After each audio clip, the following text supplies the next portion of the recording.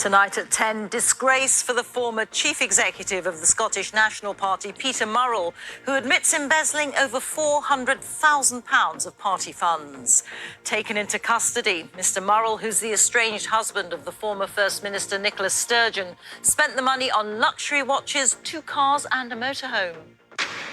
Also tonight, people flock to pools and beaches as heat records for May are smashed, and there's more on the way. A medical therapy described as revolutionary for sufferers of bad cholesterol, which could reduce the need in some patients for traditional drugs.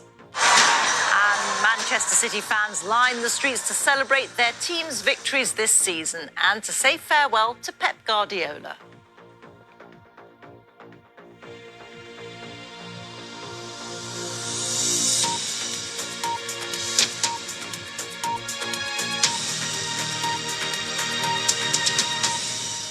Good evening. The former chief executive of the Scottish National Party, Peter Murrell, is in custody tonight after admitting embezzling more than £400,000 from the party over more than a decade.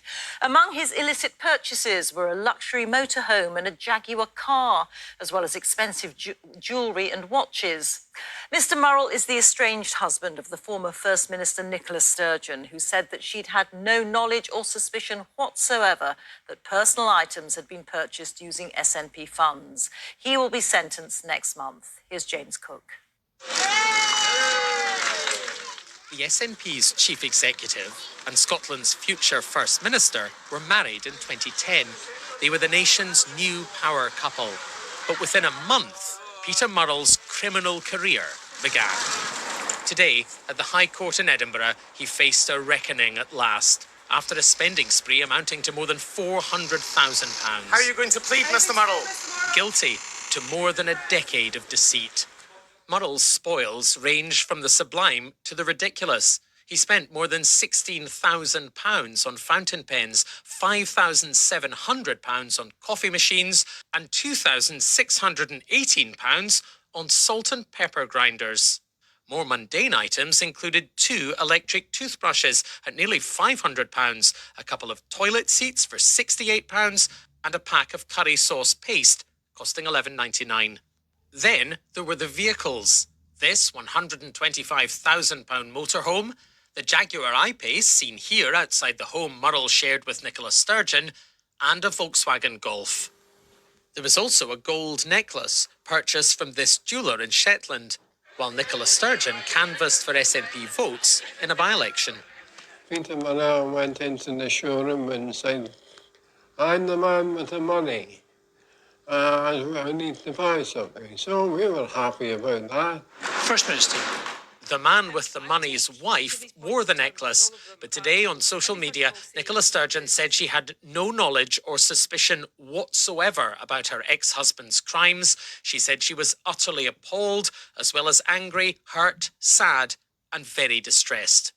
Peter Murrell did not speak during the hearing, staring straight ahead and looking grim, as the judge, Lord Young, told him he was guilty of a gross breach of trust. He was then led out of the courtroom in handcuffs and faces the potential of a lengthy prison sentence.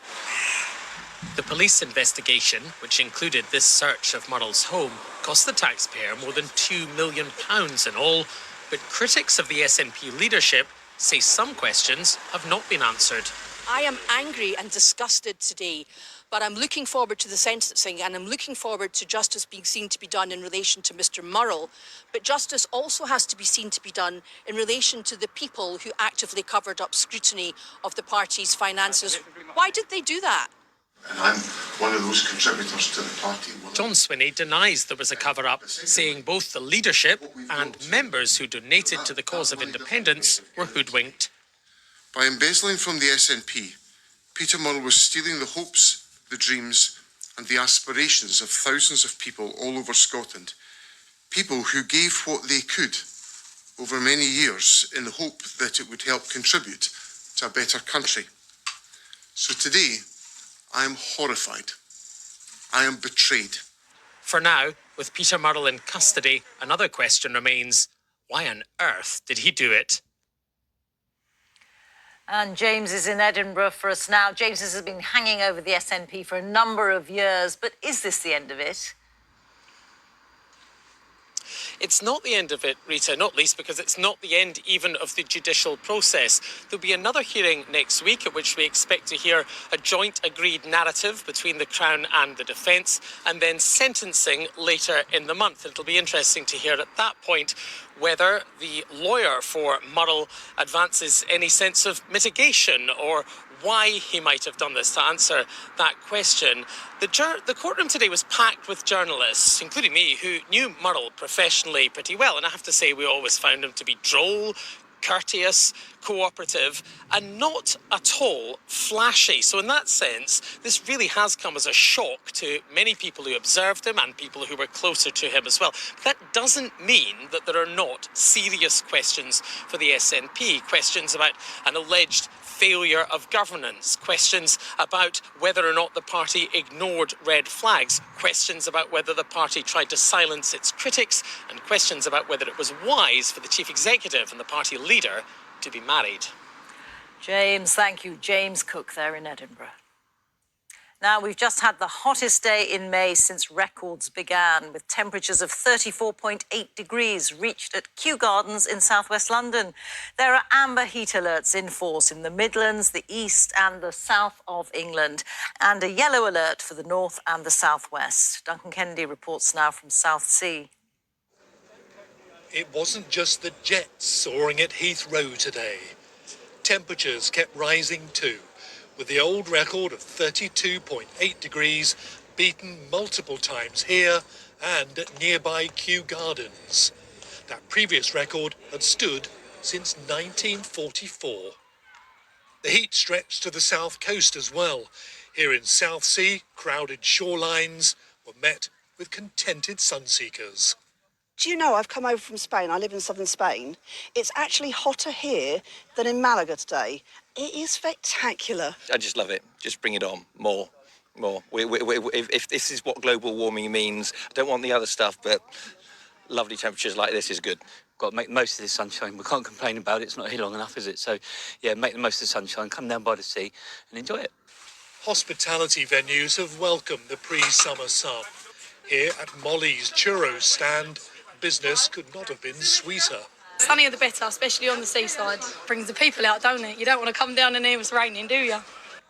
Heatwave conditions have been met in a range of locations, with warnings about the effects on health. With all this glorious weather has come talk of climate change, particularly here in Southsea, because I'm walking on their brand new promenade that's still under construction, being built at a cost of nearly £200 million to ward off against rising sea levels. It all comes as a number of health alerts have been issued, urging people to be cautious about the sun. The Midlands is one of the areas with an amber alert. This is Kenilworth, which also beat the old record today with 33-degree temperatures. But for some, as May's heat wave has been turned on, the taps have been turned off. Customers in parts of Sussex and Kent had to queue up for bottled water after around 500 properties were left with little or no supplies.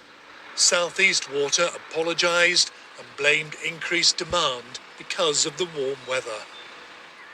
Bank holiday Mondays are not supposed to look and feel like this, a meteorological milestone that puts May into the record books. Duncan Kennedy, BBC News.